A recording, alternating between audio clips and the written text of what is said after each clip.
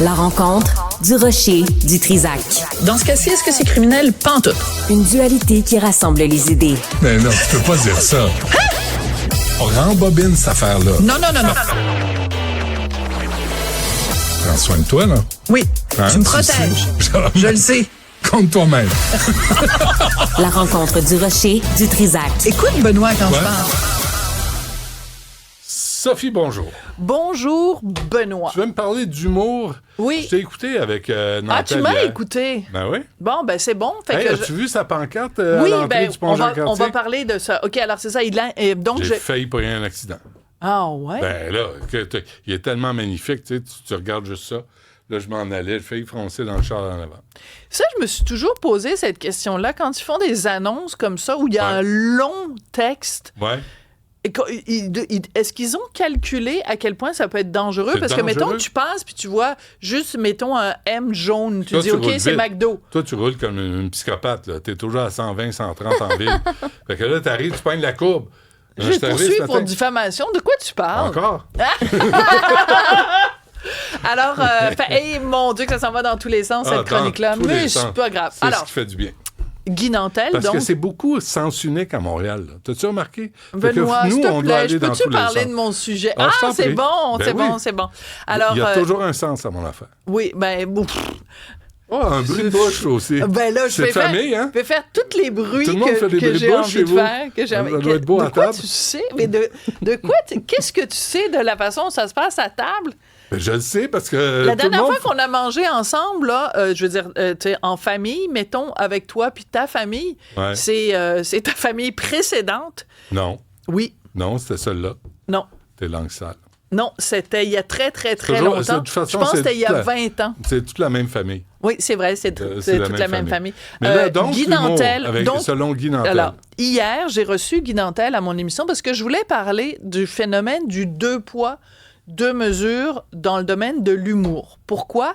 Parce que j'ai écrit une chronique cette semaine où je parlais du fait que Stéphane Rousseau a participé à l'émission de Marc Labrèche, Je viens vers toi, et qu'à un moment donné, il s'est mis à parler de sa nouvelle passion. Il est allé ouais. à un endroit où on prend une hache, puis on lance des haches sur des cibles et tout ça, et c'est pour se défouler, puis il racontait à quel point lui, il avait aimé ça, et à un moment donné, Marc Labrèche lui a demandé, est-ce que tu envisagerais de faire ça à temps plein? Donc, on va écouter ce que ça a donné. Tu voudrais devenir lanceur de hache à perpétuité? Non, quand même pas. Mais je me suis dit probablement que j'ai été un bûcheron dans une autre vie. Ah ouais? Je me verrais, moi, avec des bottes en loup marin, puis une chemise à carreaux, une grosse barbe épaisse, des poignets larges de même. Ouais. Puis à jondeler des cocottes de pain en faisant de la drave. C'est quelque chose. J'aurais, je sais pas, Mathieu Bock côté comme cible. Hey, c'est clair, hein? Ça a le mérite d'être Ça très pourrait être le clair. fun. Alors, il dit, ça pourrait être le fun. Marc Labrèche lui dit, ça a le mérite d'être clair. Alors que Stéphane Rousseau, en badinant, dit, moi, j'aurais comme cible, si je lançais à la hache, Mathieu Bock-Côté. Alors, il a parfaitement le droit. Évidemment, je suis pas en train d'appeler à la censure. Je suis encore Charlie, j'étais Charlie, je suis Charlie. C'est pas ça. Le problème, c'est pas ça. Le problème, c'est le 2 poids, 2 mesures. Pourquoi? Si on remplace le nom Mathieu Bock-Côté et qu'on met Léa Clermont-Dion, penses-tu que Marc Labrèche, il hurle de rire parce que Stéphane Rousseau dit « Moi, si je me pratiquais à la hache, j'aurais pour cible Léa Mais Clermont-Dion. moi, ça m'étonne pas parce que les humoristes au Québec, c'est toujours pareil. Ils s'en prennent à plus mal pris qu'eux autres. C'est Ouais. rare qu'ils s'en prennent au pouvoir. Nantel le fait. Il y en a une couple, mais pas ben. Ouais. Fait que c'est plus facile de toujours... Tu sais, ils sont en gang, là. Tu sais, Marc Labrèche qui est devenu woke, je sais pas ce qui est arrivé, là. Mais là, tout le monde trouve ça... Moi, je trouve ça banal comme humour. On s'en prend à des évidences. Mathieu Bock-Côté est devenu la cible Voilà. préférée de tous les humoristes parce que c'est devenu une joke. Les Mais il n'y en a pas humoristes, un. En les passant, commentateurs, je te les garantis- éditorialistes Je te garantis et tout. qu'il n'y en a pas un asti qui a lu son livre. Voilà. Ou qui serait capable, ou alors les gens vont dire « Ah, c'est épouvantable ce qu'il dit dans ses chroniques, ils n'ont pas lu ses chroniques. Non, Ou c'est épouvantable ce qu'il dit en France, ils l'ont jamais écouté en France. » Il y a un consensus pour s'en prendre à Mathieu Bock-Côté. Voilà. Il est capable de se défendre, Mathieu, de toute Non, façon, il est capable de se défendre, mais c'est juste qu'à un moment donné, j'en ai un peu ras-le-pompon. Et on en a un autre exemple récemment, et c'est de ça que je parlais hier avec Guy Nantel. C'est que l'autre exemple, c'est justement Mona de Grenoble, qui, elle, lui, parce que c'est Alexandre Rosan qui prend les traits d'une femme qui s'appelle Mona de Grenoble, donc comme drag queen, qui, il y a un an, dans un balado avec Mike Ward, avait dit à propos des gens qui trouvent qu'il y a des drag queens partout puis que les drag queens ne devraient pas réciter des contes pour enfants dans les bibliothèques, elle dit, moi, je les haïs, ils sont choquants, et je les tuerais tous à coups de hache. OK? Inverse la proposition. Dis ça des drag queens. Non, mais puis n'importe qui dit... Ouais. Écoute, moi, j'ai écrit il y a 1 an ou 2 une chronique où je faisais juste dire, je te jure, de toute façon, tu le sais, tu as lu mon livre. J'en parle dans mon livre. Je disais... Je ne comprends pas le phénomène des drag queens. Je comprends pas pourquoi il y a des drag queens dans n'importe quelle émission, dans les émissions de cuisine et tout ça. Et je disais, je ne suis ni pour ni contre les drag queens. Écoute, le tollé que ça a provoqué. Il y a un humoriste connu qui a dit qu'il fallait manifester devant chez Sophie Durocher. Puis plein d'autres personnalités connues qui m'ont énormément déçu en écrivant sous cette publication-là. C'est drôle. Me mettre là-dessus, m'a cherché son adresse. Tabarnouche, vous rendez-vous compte de ce que vous êtes en train de proposer? J'ai pas dit. Alors, imagine si quelqu'un avait dit sur la place publique, moi, les drag queens, j'étais écœurée de les voir partout. Je les tuerais à coups de hache, mais personne, mais il n'y a pas un chroniqueur à qui ça deviendrait à l'esprit de dire une chose pareille, même pas en blague.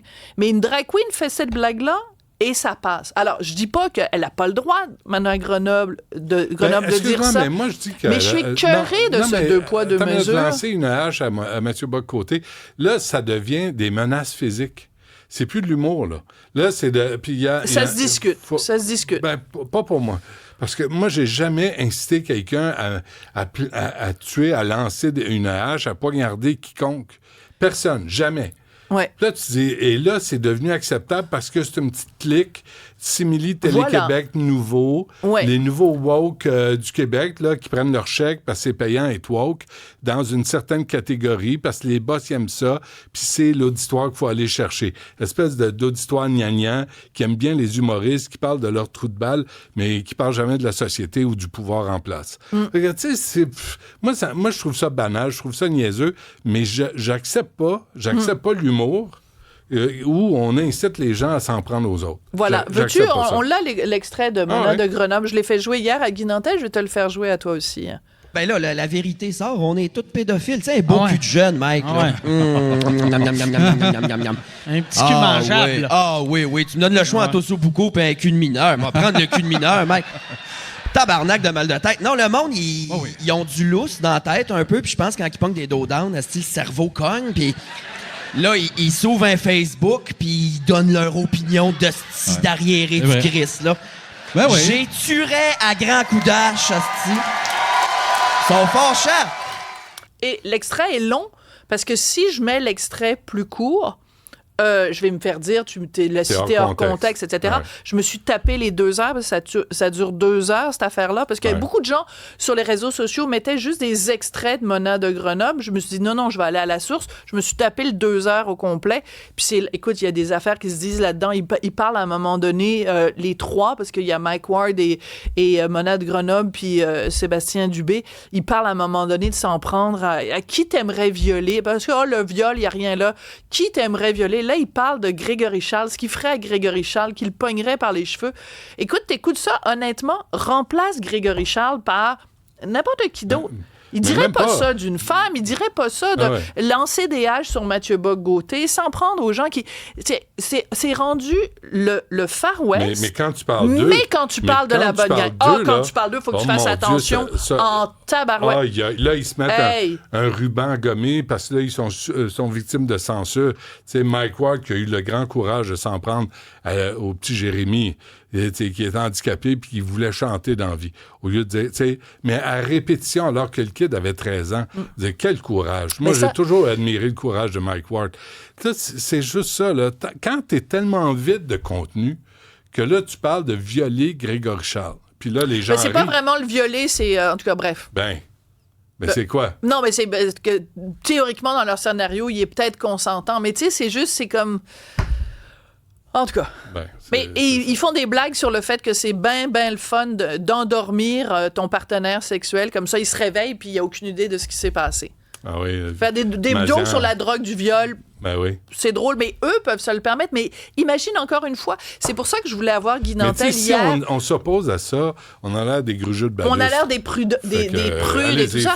Mais je veux rappeler quand même à tout le monde que Guy Nantel, quand il a fait son dernier spectacle, il y a eu une critique en flammes dans Le Devoir où il disait c'est absolument épouvantable, il tient des propos racistes, sexistes, homophobes.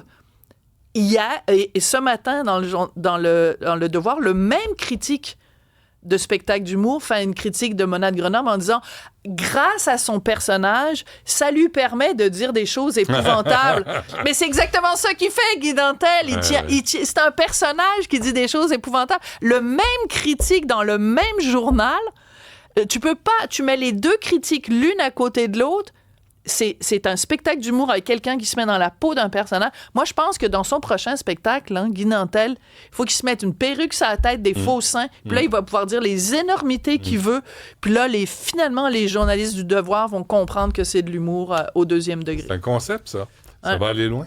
Merci, Sophie. On t'écoute à 14h. Merci.